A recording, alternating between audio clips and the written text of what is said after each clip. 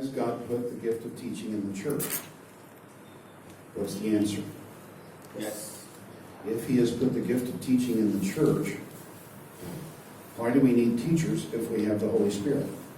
Would you postpone this for the post-tea session? For the post-tea session? Yeah, 1 or 2 are missing. Yeah, okay. I will do that. Thank you. Kindly excuse me. But someone will have to remind me. Okay, thank you. All right, good. We'll do that. Let's turn then to John 73. Psalm 73. Boy,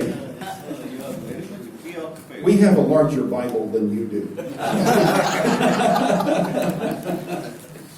John has not 21 chapters, but 73.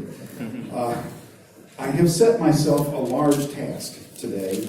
We may have to delay the completion of it till tomorrow, but I was able to do this in one day in Vizag, so perhaps I can do it today too. My task is to show that you can follow from psalm to psalm to psalm, and there is a development of thought. That's called an argument. We use the word argument in English to talk about some kind of strife that you have with somebody else and you get into an argument. But we also use the word in literary study to assert that a written piece has a message it wants to communicate. And the beginning of the piece begins to develop that message, and by the end, a good writer has done that, has given the message. My task is to find out what the logic of the text is. Does that make sense to you? Yes or no? Yes. What I mentioned to you perhaps the other day, years after I started teaching Romans, my first time to teach Romans, I didn't know what I was talking about. It was in 1973, in the summer, I taught a week-long Bible study on Romans, and I had no idea what was going on there. I hadn't even been to seminary yet, but I taught it. So many years after that, sometime in the 1990s, it occurred to me it is utterly improper to begin a Bible study at Romans 9 and conclude at Romans 11. Brother John is not here this morning, right yet, but I noticed his church is named Reformed Baptist Church. Is that right? Zion Reformed Church. Zion Reformed Church. Okay. Generally speaking, Reformed people enjoy the doctrine of election and love to rub everybody else's nose in the doctrine of election, make you drink of it deeply, even if you are trying to spit it out as it comes in. And frequently, those of the Reformed movement will go to Romans 9 and say, see, election is here. And brothers and sisters, it is. But you have to believe in election. It's not an option not to believe in election. How you define it is a different question, all right? So not all doctrines of election are the same. It's taught in Ephesians 1.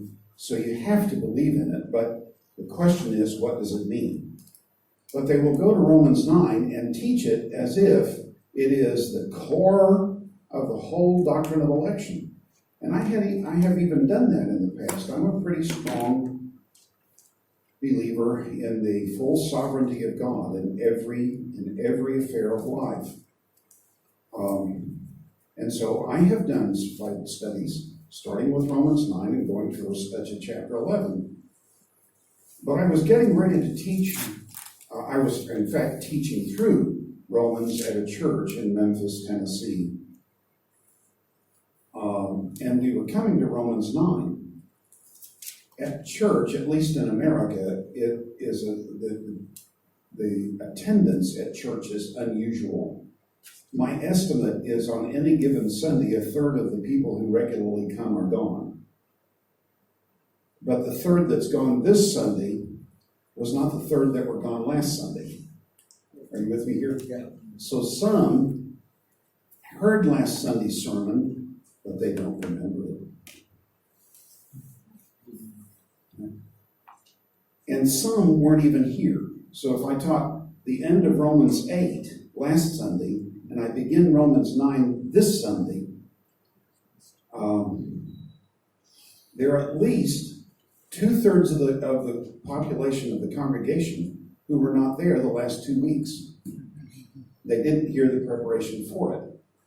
And as I was coming to Romans 9, knowing what I would have to say from the way I understand the text, I thought, how am I going to make sure these people are prepared for this concept? And I thought, I need to go back and review Romans 1 to 8. And suddenly, having that thought darken the doorway of my mind for the first time in my life, I thought, you can't do an isolated Bible study on Romans 9 and have people understand it. They have to understand, must understand. It is essential that they understand chapters 1, 2, and 3, and 4, and 5, and 6, and 7, and 8. There is a line of argument that begins in chapter 1 and works the way through chapter 11 to make reasonable the application in chapters 12 to 15. Here again, a verse that you know. How long have you known this verse? Romans 12:1. I beseech you, therefore. What does therefore mean? There is background information you need in order to understand what I'm about to say. I beseech you, therefore. One of our professors said, when you see a therefore, stop and find out what it's there for. Do you understand that? Yes. Then explain it to each other. And if you don't understand, find the wherefore of the therefore. So I beseech you, therefore. But it doesn't stop. By the mercies of God. Well, what mercies of God is he talking about? Except what's in chapters 1 to 11. Paul thinks you cannot understand what it means to make your body a living sacrifice without chapters 1 to 11. Do you follow this? Yes. I can't start as Americans like. Americans prefer to start with application. Don't give me all the theory. Just tell me what to do. We're a very practical people, and it undermines so much that we do in the church, because I have to have the right way of thinking about God in order to understand what God is interested in our lives. Am I making sense to you? Yes. Brothers and sisters, this is why we must do expository preaching. Expository preaching is not an option. I don't want to know what you think. I want to know what God says. And if you're not telling me what God says, I don't care to hear. Don't come to me and give me your sermon that you struggled over all week to try to get it ready for Sunday morning. I don't care. I've heard that all my life. I'm weary of it. I want to know what God says. You're feeding me with, do you know what pablum is? Pablum? It's very thin cereal that you give to babies. They can drink it from a baby bottle. Are you with me? It's very thin. I have been fed pablum too much. I'm sick of it. I want good, solid adult food. I want the genuine food of the Word of God. So don't come and tell me what you think. You come and show me what the text is saying. This is what I've been trying to do. So when we're in Psalm 2, and we talk about David and so on, I wanted to show you what it meant, so I would take you to other passages to see the same ideas so that you would understand. Does this make sense to you? So what I'm arguing then is that the book of Psalms also has an argument. I was reading through a block of Psalms the other day, in fact, just early last week, And I started with Psalm 73. It's always been an interesting psalm to me because of its content. But I followed it with 74, 75, 76, and I thought, oh my goodness, this is developing a line of thought. And I traced it through. I just kind of scanned from 75 on through 89. And it seems to me there's a line of thought that goes through those psalms.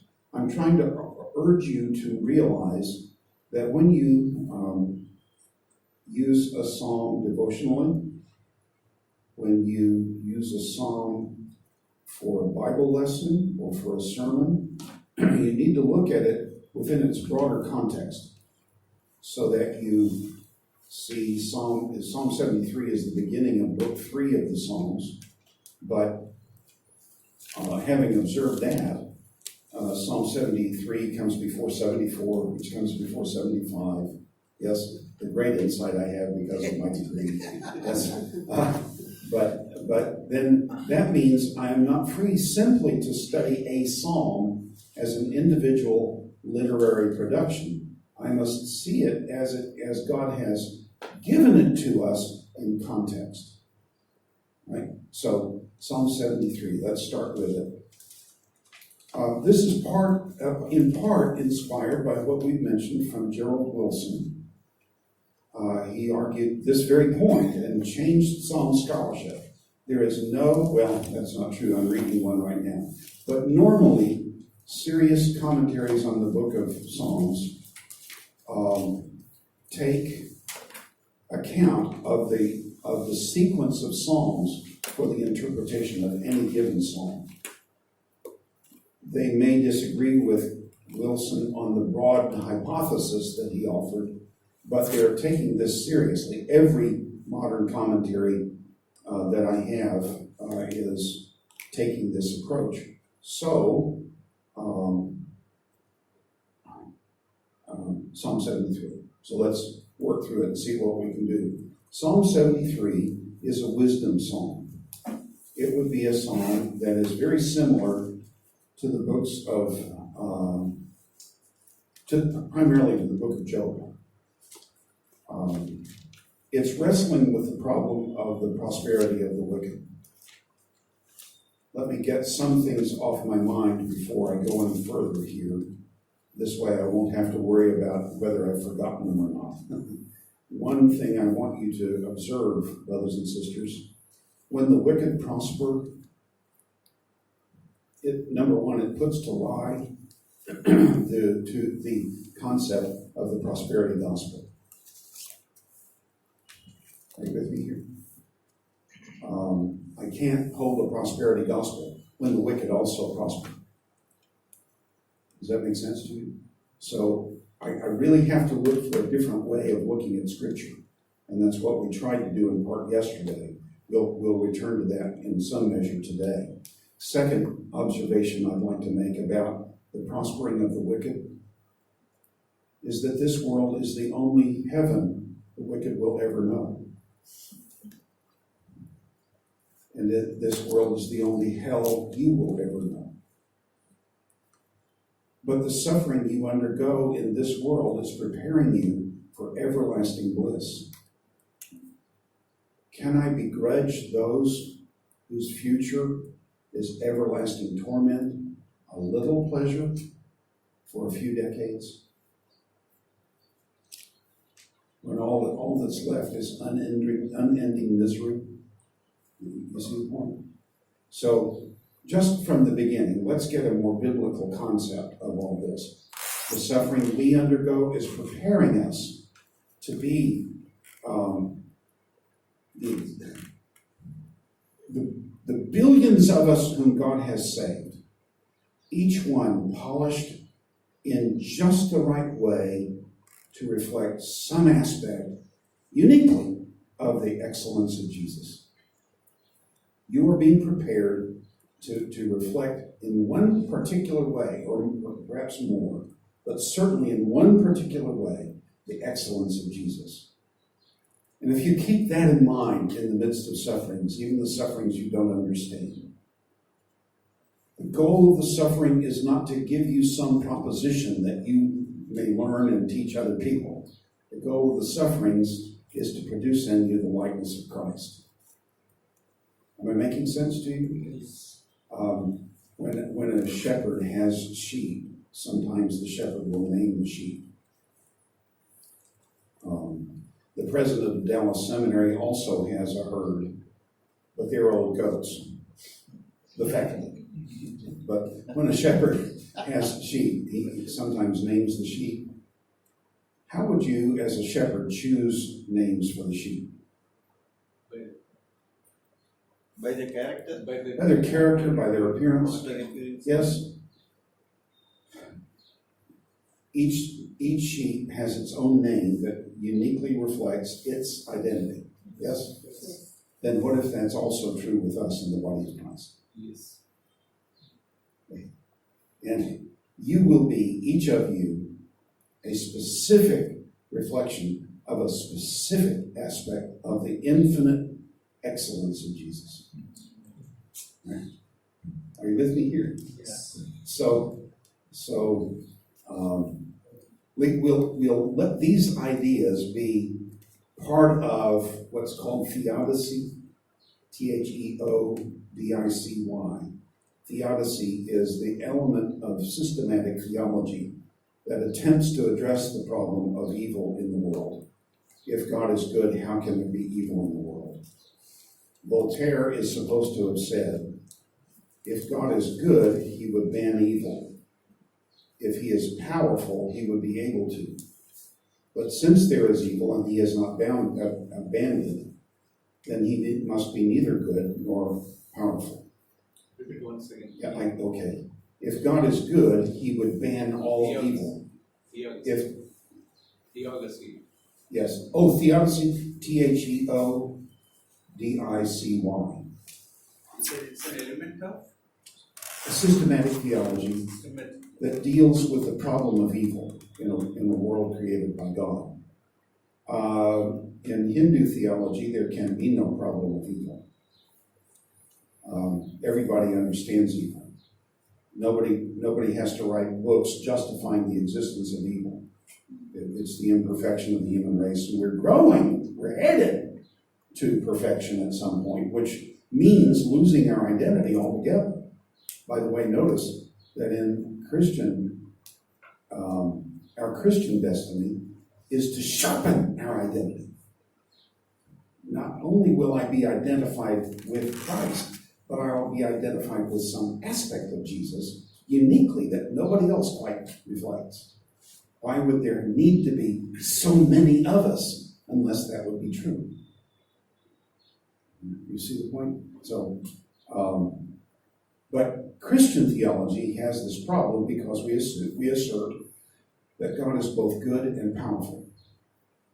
And being good, surely Voltaire said, surely a good God would ban evil, and a powerful God would be able to get rid of it, so God must be neither good nor powerful, if he exists. Of course, Voltaire denied the existence of God.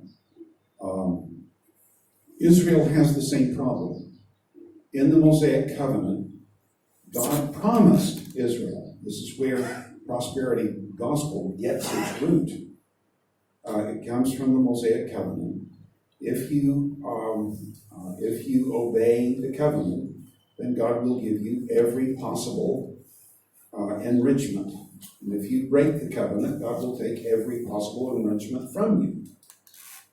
And so, then you come to a book like Job, where you have men, Job, Eliphaz, Bildad, and so far, who are very rich, and on the face of it, men who are worshipers of God. But Job is suddenly afflicted by a great suffering, which, by the way, is specifically the suffering that's named in Deuteronomy 28. It's one of the curses of the covenant, shkin in Hebrew, or you have boils perhaps in your text. But boils, so it's a curse of the covenant, number one, and number two, it was one of the plagues on Egypt. Here's Job being treated like an enemy of God, and yet All the story and all the history these men share suggests that Job is a profoundly righteous man. And 3 times we have testimony in the first 2 chapters. Job was upright, yes. No. So the author says that. Then God says it twice. Yes. And yet he's suffering what would be a judgment on the enemies of God. So how do you put that together? Israel had this same problem. Psalm 73 is dealing with it. Psalm 73 is a wisdom psalm, but it will also be in some measure it draws on the images or the methods of a lament psalm. I don't have the address to God, but you will see lament coming into this passage. So surely God is good to Israel, to those who are pure in heart. But as for me, and here comes the lament, my feet came close to stumbling. This is, as it were, a testimony from the end of the difficult situation that the psalmist is facing. Asaph. As for me, my feet came close to stumbling. My steps had almost slipped. I was envious of the arrogant, and as I saw the prosperity of the wicked. For there are no pains in their death, and their body is fat. Going back to what we said about Daniel yesterday. They are not in trouble as other men, nor are they plagued by mankind. Therefore, pride is their necklace. Their garment of violence covers them. Their eye bulges from fatness. The imaginations of their heart run riot. They mock and wickedly speak of oppression. They speak from on high. They have set their mouth against the heavens. Dr. Tim read that, was it yesterday or the day before? There is an image in Canaanite poetry where death sets its lower lip on the earth and its upper lip in the heavens and swallows down with unending hunger those who fall in. So the wicked are compared to death in Canaanite thought. They have set their mouth against the heavens, and their tongue parades through the earth. All you hear, you shout like the thunder of heaven, all your own praises. And it travels everywhere. The word goes everywhere they want it to go. Therefore, his people return. I don't know what verse 10 is, what it means. Don't ask me. Okay? You will ask, and I will expose my ignorance, and I don't want it exposed any more than necessary. So they say, how does God know? Is there knowledge with the Most High? What are they asking? What are they saying by these questions? Yeah, don't repeat the words to me. Say it in different terms. God is not omniscient. God is not omniscient. God doesn't care. He's not paying attention. If he's paying attention, he won't do anything about it. Behold, these are the wicked, and always at ease, they have increased in wealth. And so now you have the psalmist, Asaph, in the midst of the trouble, reflecting on, in the midst of this rumination, he goes back to his own life. I have labored with righteousness, but in vain I have kept my heart pure, washed my hands in innocence. I have been stricken all day long and chastened every morning. This is Job's argument too. If the wicked prosper, then there's no benefit in righteousness. What's the good of it? Why not go on with life and enjoy the benefits of wickedness? Verse 15, if I had said, I will speak thus, behold, I would have betrayed the generation of your children. And here he's saying this as it were to God, and so the New American Standard capitalizes the Y appropriately. When I pondered to understand this, it was troublesome in my sight. Until I came into the sanctuary of God, then I perceived their end. And here's the turning point in the psalm. Verse 17, you see that it partakes in some measure of lament. Yes? There's no petition, precisely. So I can't call it a lament or petitionary song. It's a wisdom song, but it has a lot in common with lament. So the turning point comes until I came into the sanctuary. I looked at several commentaries last week to see what they do with this. Because I wanted to know what kinds of approaches have people taken. And they all do nothing with it, essentially. Either they ignore it, or they do something kind of bland with it. If you were to come to America, Sukumar, and eat American food, how did it taste to you? Biscuits and gravy. Yeah. That was so disappointing. Oh yes. There's none of the tastiness that an Indian food has, because you can't taste the food. All you taste is the spices. You've never tasted food in your life. You just taste stuff. That's a Western game. Please forgive me. I apologize, but you can tease me. I'll tease you back.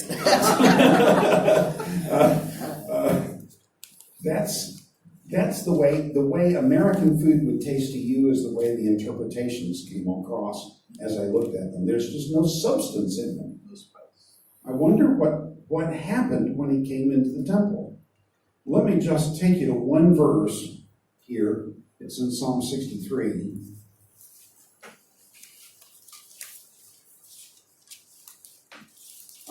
Verse 1. Psalm 63:1. O God, you are my God. I shall seek you earnestly. My soul thirsts for you. My flesh yearns for you in a dry and weary land where there is no water. Thus, and the NASB says, thus I have seen you in your sanctuary. Not all the translations read that way, but I think this is the way it ought to be read from Hebrew. I have seen. This is a psalm by David. All right? Had David ever been in the sanctuary? He was there. No, he wasn't. Okay. Depends on what sanctuary. Yes. Yes. He had been to the tabernacle. He had brought the ark to Jerusalem from Obed-Edom's house. So he had gone to the place where the ark is. He had gone to the place where the tabernacle is, but he had never been in the tabernacle. And certainly if we're talking about the temple itself, as Psalm 73 does, he would never have been in that because it wasn't built until after his day. But if he goes to the sanctuary, we would say, I saw you at the sanctuary, perhaps, would be better. Well, what did David see? Did he see, and some argue, it may be the case that in the tabernacle, and in the first temple, the glory of God was notably present. It was known. It was not just that the high priest went in and came out and said, yes, the glory of God is there. It's that it was actually known. So it may be that, but let's keep it at a much more naturalistic level. What did he see in a natural way? Well, he saw the fence around the tabernacle. Fence around the tabernacle. And when he went through the gate in the fence, he saw the altar of burnt offering. Yes? When he took his sacrifice to the door of the tent of meeting in order to lay hands on it and make declaration of what he was going to do with his sacrifice and why, he saw the laver. Yes? He saw the veil of the tent of meeting, and he saw the tent itself. Yes? And perhaps a priest going in and out while he was there may have given him a quick glimpse inside, and he saw the gold on the walls, and he saw perhaps the lampstand inside. But he knows what's there. Yes? Are you with me here? Yes. Yeah? Well, how? What then does he mean in Psalm 63:2 when he says, I have seen you at the sanctuary? Here's my proposal. He didn't see God directly, or the glory of God directly. That is possible, but I can't assert that certainly from the text of Scripture. All right? There are some traditional things that make it possible that the glory of God was actually present in the tabernacle, in a temple, in a known way, publicly known way. But if that's not the case, that's tradition. Biblically, I can't say that. So, biblically, what can I say? Well, he saw the tabernacle, which is the dwelling place of God. Yes? And no. What does Solomon say, 1 Kings 8, about this tabernacle that he is building? Heavens cannot. Yeah.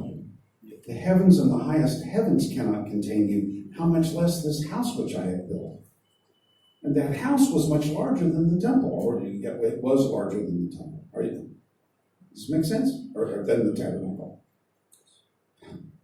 So, how is the tabernacle the dwelling place of God? Well, we use that in a figurative way. It is a metonymy. We are renaming the tabernacle as a dwelling place for the effect of the dwelling, that is, the revelation of the character of God.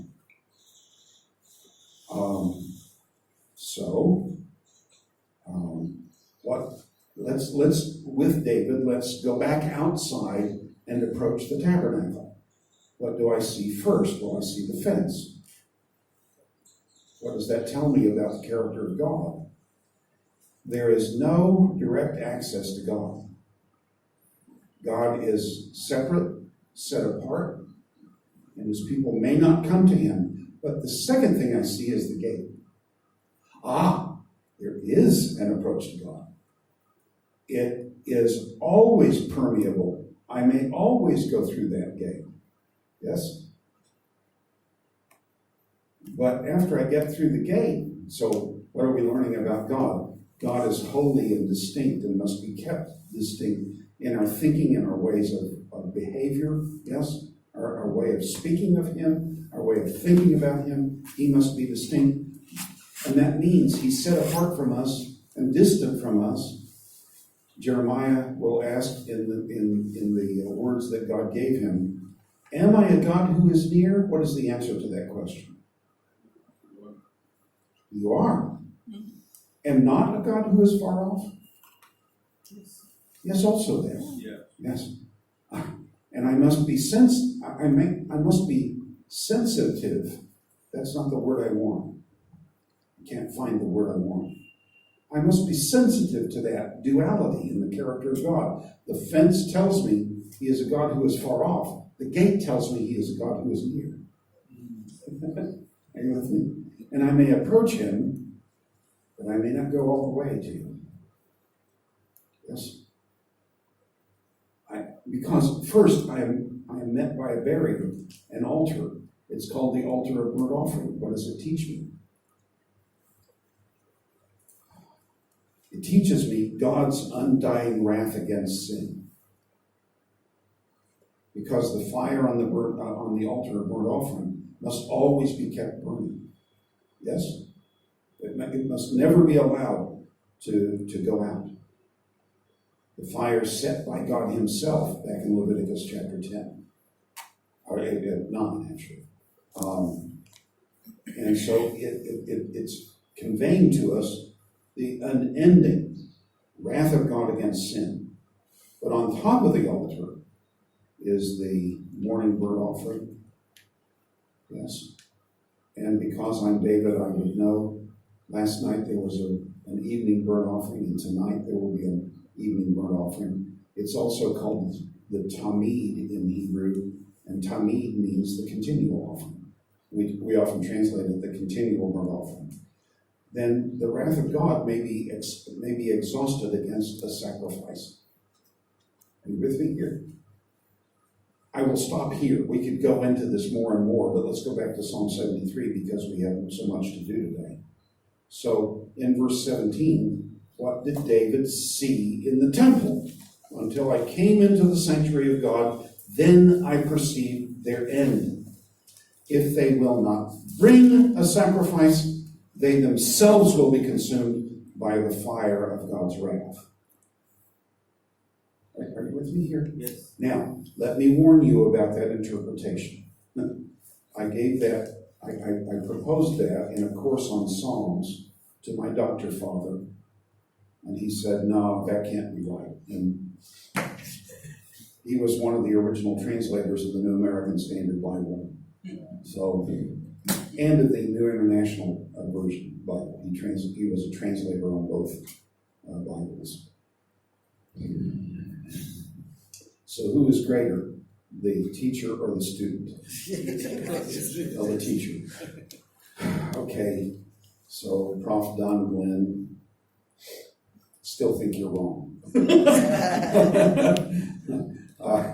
So this is my interpretation, but I don't know anybody else that takes it. And I looked at some of the major commentaries that I would honor, and I didn't find it. But I didn't find any real interaction with the idea of verse 17. It seems to me something at the tabernacle or the temple communicated something to David, and as a part of exposition of the text, I need to know what I can about the tabernacle so that I can say, maybe this is the point.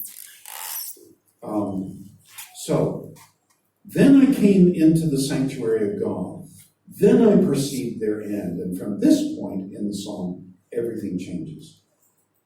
Surely you set them in slippery places. And notice the emphasis on the wrath of God, the judgment of God, the just punishment for the sin. You set them in slippery places. You cast them down to destruction. How they are destroyed in a moment. They are utterly swept away by sudden terrors. You have people in your government that you see as hostile to the gospel of Christ. Yes? Are they destroyed in a moment? Are they swept away by sudden terrors? Not now. Another day is coming. Like a dream when one awakes. Oh Lord, when aroused. You said that your father, Dr. Father. did not agree with what you said.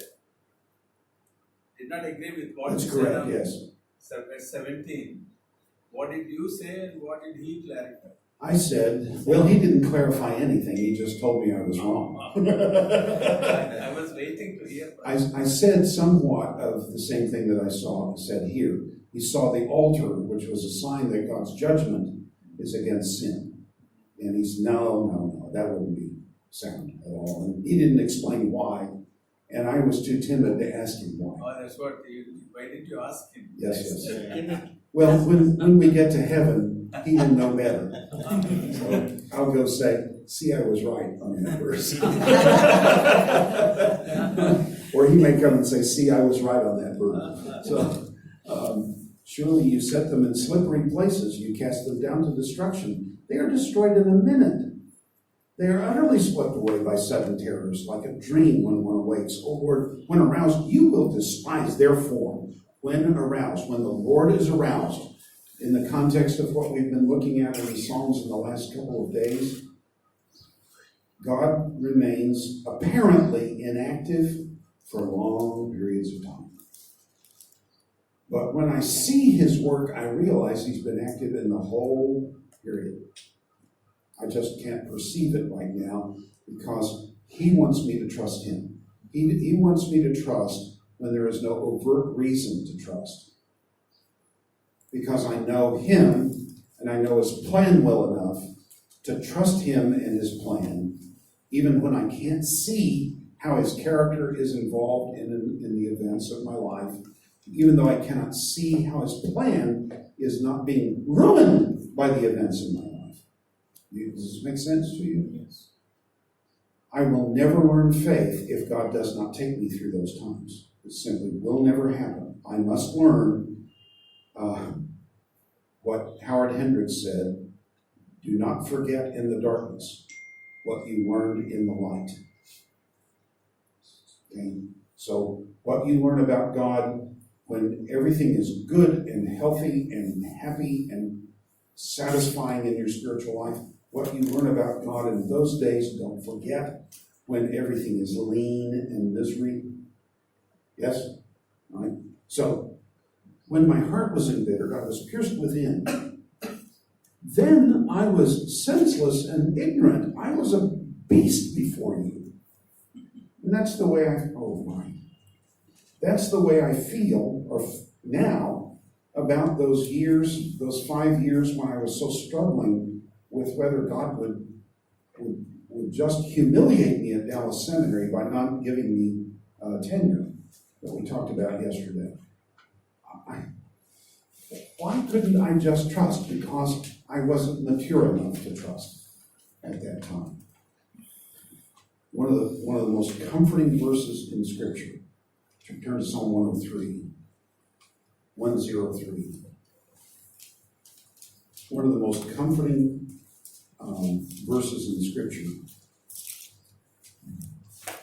is in that Psalm, verse 13.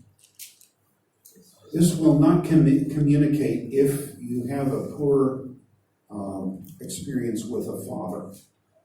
My father was basically absent. He was home every night, but he was basically absent in my life.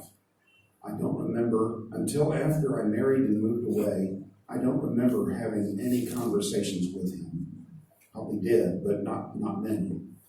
And I remember playing with him, just the two of us together, for less than 5 minutes in the 20 years that I lived in the house. So if you have a poor exposure to what a father is, you will not understand this verse.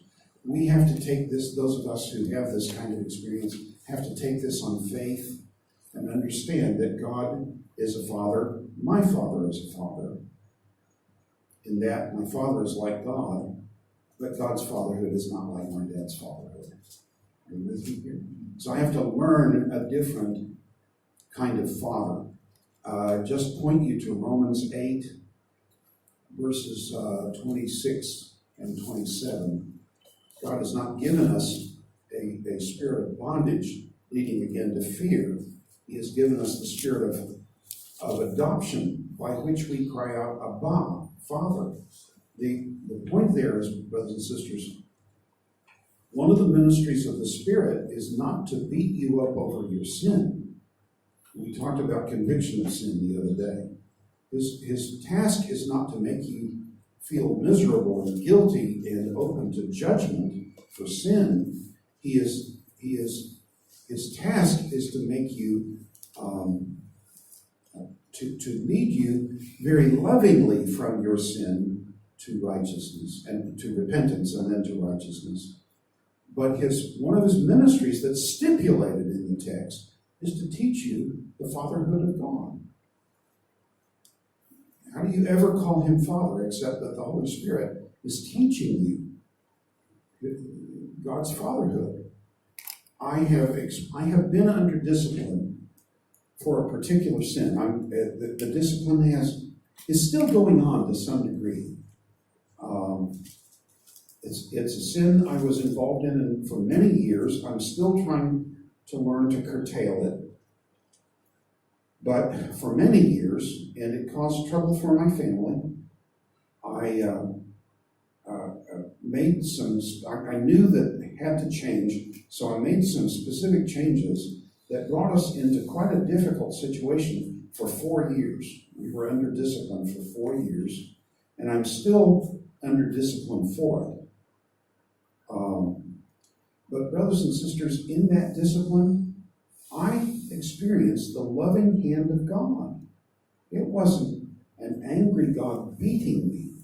It was a very loving God shepherding me to repentance.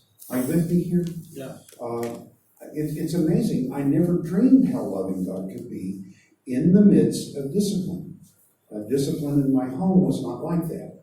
My mother, when I did something wrong, would say, "Get the belt." You know what's coming. That's what's coming. What is coming? Meetings. Beating. Let the beatings begin. And I would go get the belt, and from my experience with my mother, I am convinced that she has a black belt in spanking. And she probably has a master's degree and graduated with honors. She was an expert with a belt. She would hold me at a distance to get the full arc of that belt.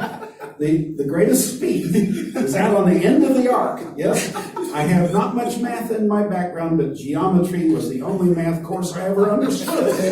So you got that good speed. But then I didn't feel much love from her. From God, brothers and sisters, hear me.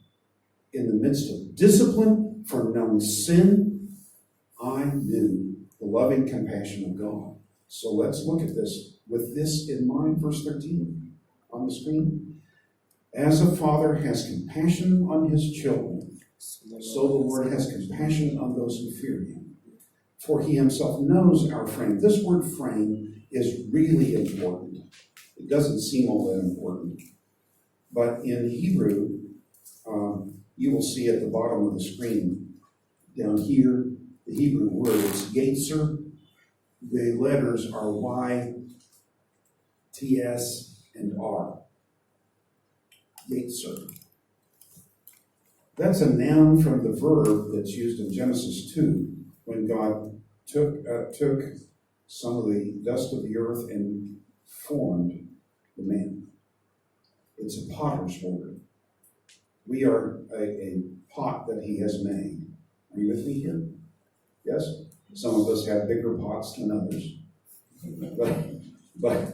But we are pots that he has made. He knows how he made us. Yes? Yes. He is mindful that we are but dust. Why are we but dust? He made us that way. Why? What does it mean to be made of dust? What does it mean that we are made of dust? What's the significance of that? We are nothing. No, it's not nothing. So that We're he creation of has God. shapen it. The mud, Shaping it, yes. the mud is dissolved, Yeah. something like that. But what does it suggest about us that we are made of dust? Fragile? Design? Is it fragile? Fragile. Easily break off. Ah, fragile. Okay. My ears don't hear well. My wife's having to get a hearing aids, and the cheapest hearing aids that she saw were $2,200. And, okay, how are we going to pay for this? She needs it. And I'm going to have hearing aids before long, so please forgive me for not understanding. Yes, fragile, and that's close to what I'm trying to get to. We're made out of dust because we're weak.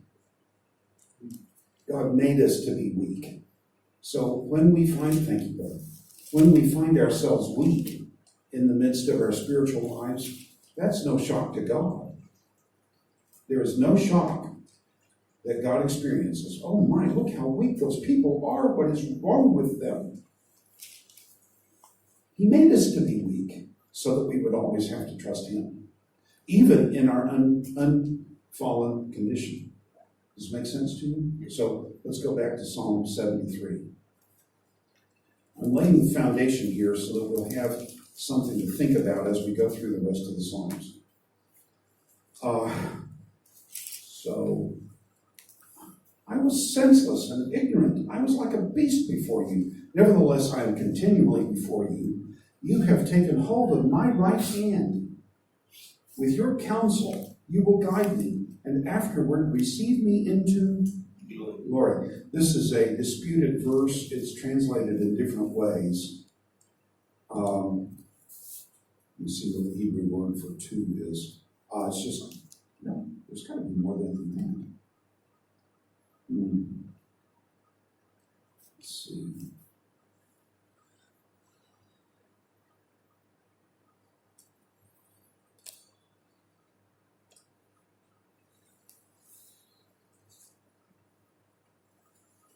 Boy, Psalm 73:21.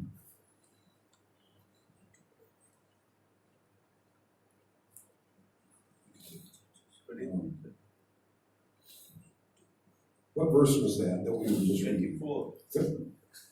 24.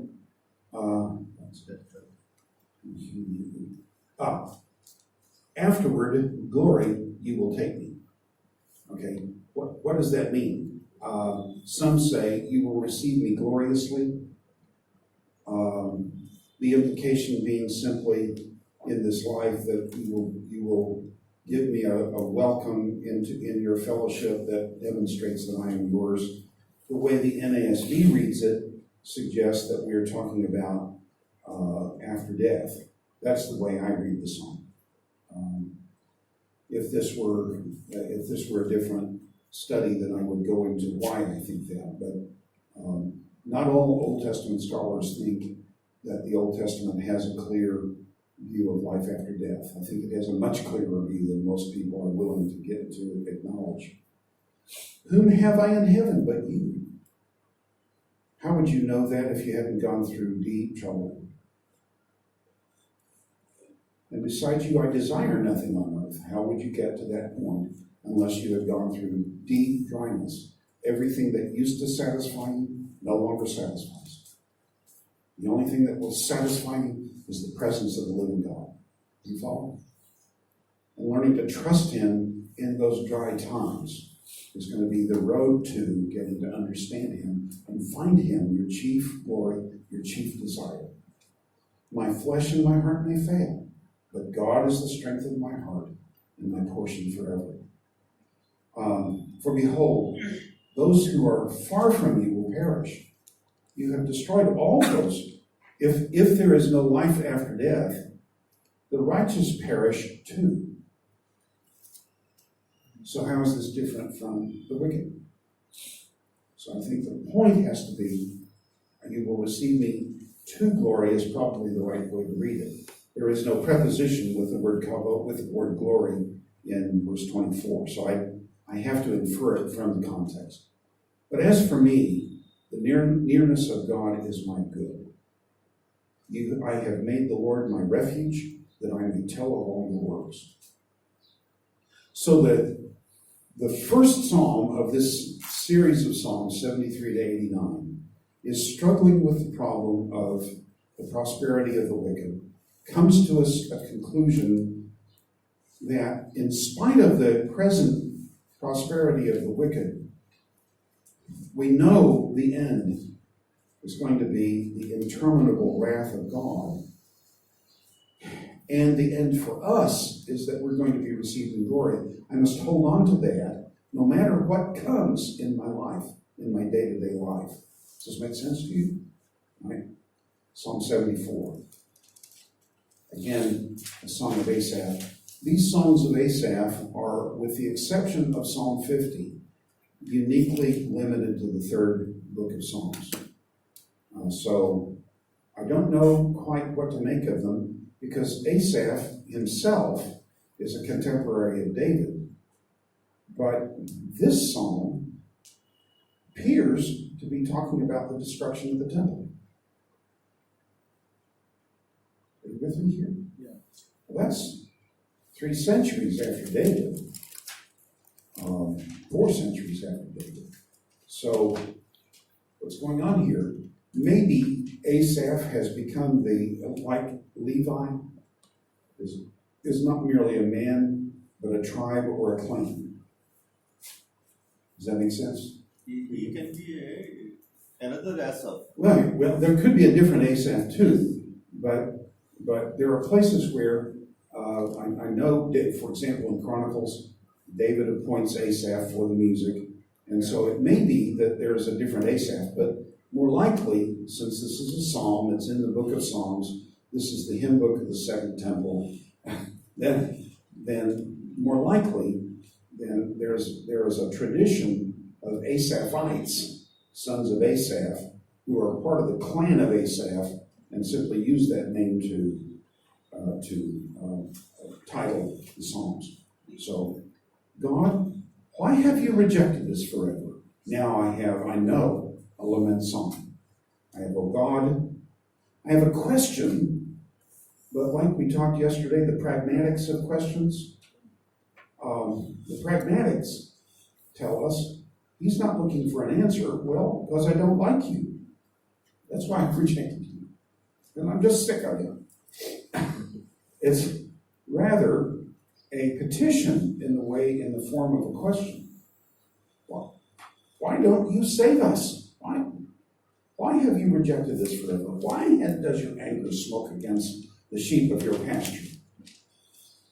Remember your congregation which you purchased of old. Why do we start talking about ancient times, which you have redeemed from to be the tribe of your inheritance, and this Mount Zion where you have dwelt? Why does he talk about those things? Because the psalmist believes that what God has done in the past is a model and a promise of what he will do in the future, though he's too creative to do the same thing the same way twice. So he's calling on God to renew his ancient work. Do it again. You've done it in the past. This is the way David prayed in Psalm 22. Our fathers have told us about your deeds of long ago, deeds in their day. They cried out to you and you saved them. This is not praise. This is reasoning with God to do the same thing for him. Does this make sense? Right? Yes. So turn your footsteps toward the perpetual. Notice the phrase, the perpetual ruins. The enemy has damaged everything in your sanctuary. Something's going on with the temple. We have no indication in all of the historical books that the temple was ever destroyed except in the days of 586 BC, in the days of King Zedekiah. Yes or no? Not a word about this anyplace else. What are we to do with this? Your adversaries have roared in the midst of your meeting place. They have set up their own standards for signs. Instead of the standards for the tribes of Israel, there are the standards of the enemy invading army. It seems as if one had lifted up his axe in a forest of trees, and now all its carved work they smash with hatchet and hammers. They have burned your sanctuary to the ground. They have defiled the dwelling place of your name. They said in their heart, let us completely subdue them. Let me say, Psalm 44 is to be read in connection with Psalm 89. Because Psalm 89 is not a praise psalm, it's a lament psalm. And that becomes clear if you read all the way through the psalm. The initial, very long praise section is there to say, God, everything in our experience, everything in our history, everything in the covenant says this should not happen. The Davidic king has been, his crown has been thrown in the dust. He has been taken away captive. So I'm to think of Psalm 74 and Psalm 89, bracketing this whole segment of 74 to 89 as setting us in the time of 586 BC. They said in their heart, let us completely subdue them. They have, well, have we not read this? Yes. But he comes back to praise, but not praise. He's reasoning with God. I haven't abandoned you, the psalmist says. I haven't abandoned you as king. You're my king from of old, who works deeds of deliverance. And it comes back to the past. You divided the sea by your strength. You broke the heads of the sea monsters in the waters. You crushed the heads of Leviathan. You gave him as food for the creatures of the wilderness. You broke open springs and torrents. You dried up ever-flowing streams. Yours is the day, yours also. You control all time, you control history, you control nations. So why have you let this happen to your sanctuary? Verse 18, petition. Remember this, O Lord, that the enemy has reviled and the foolish people has spurned your name. The issue now is not the future of Israel. The issue is the reputation of God in the world. Let me just add that in Ezekiel 36, where a new covenant passage occurs, it's introduced by the fact that Israel is in Babylonian captivity. And God says, everywhere you have gone, I did to you what I said. I will drive you from your land. And everywhere you have gone, you have defiled my name, because the nations say, this is the people of the Lord, but they had to leave his land. What kind of God can't keep his people in his own land? A God that's weaker than all the other gods.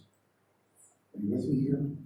The mere presence, not the sin, the mere presence of Israel in other lands suggests that Israel's God is not great, that other gods are greater than he.